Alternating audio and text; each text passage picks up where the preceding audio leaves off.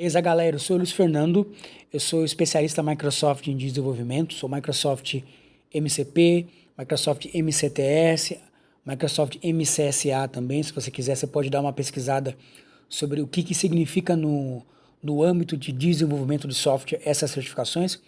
Eu também sou professor do Senac na área de desenvolvimento, professor e consultor do Senac há quase aí 15 anos aqui em São Paulo, beleza? E nesse curso a gente vai estar focando no JavaScript que você realmente precisa, tá bom? Todo dia a gente ouve falar de novos frameworks, bibliotecas de código JavaScript, algumas criadas por grandes empresas como Facebook, Google e etc. Mas o que acontece é que muitas vezes, para a gente realmente tirar proveito dessas bibliotecas, a gente precisa, na verdade, da base. A gente precisa entender o porquê que esses frameworks foram necessários. Isso vai ajudar você a tirar muito mais proveito desses frameworks.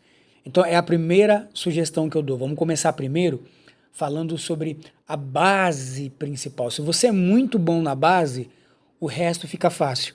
É até interessante porque muitos programadores que estão começando até confundem.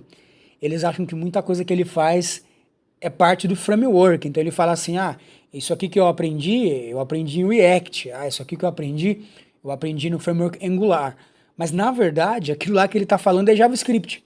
Só que por ele não ter tido a base, ele confunde o que é JavaScript e o que aquele framework faz. Assim, qual parte do código é o JavaScript puro e qual parte do código, na verdade, é o framework que ele está usando, ou a biblioteca.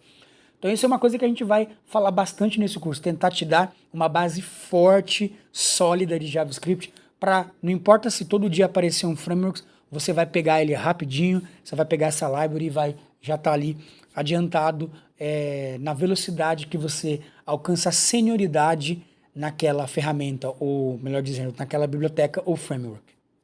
Vamos começar o nosso curso, hoje é a nossa primeira aula aí de fato.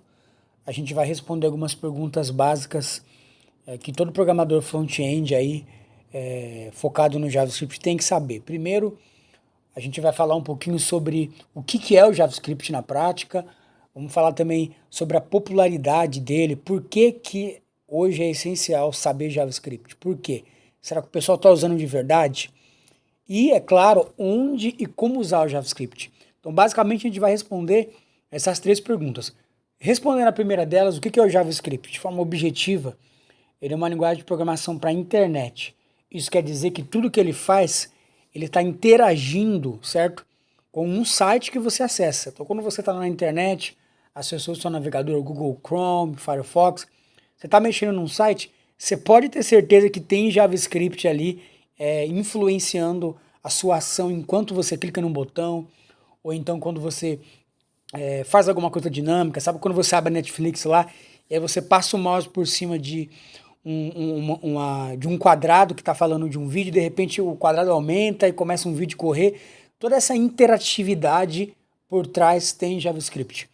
É até engraçado, porque até quando a gente fala que foi usado HTML ou CSS, no fundo por trás tem JavaScript também, tá? O HTML5, por exemplo, ele na verdade, uma das facilidades que ele trouxe é ele imbutar, por assim dizer, ou nativamente deixar no navegador alguns códigos JavaScript que antes a gente tinha que programar, mas agora a gente coloca lá uma tag HTML, ela por trás dos bastidores já chama ela já chama um código JavaScript que a gente não precisa mais codificar.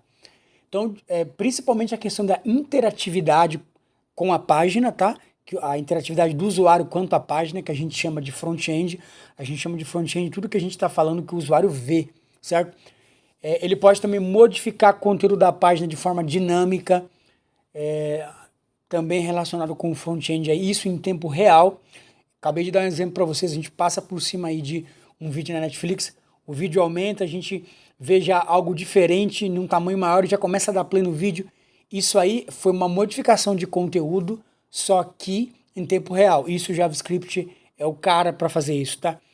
E uma das coisas que fez o JavaScript também se tornar muito poderoso é o fato dele poder ser usado tanto no front quanto no back-end. Isso é maravilhoso, tá?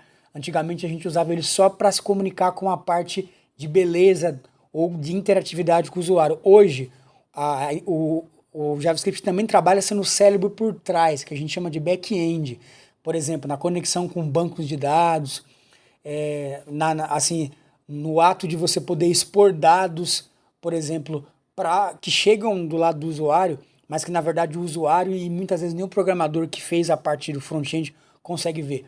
Hoje a Netflix consegue fazer também o back-end de uma forma assim exímia, principalmente no sentido de performance. Às vezes alguns sites feitos usando JavaScript no lado do back-end é tão rápido que parece até mentira. Parece que o site não está online, está na minha casa.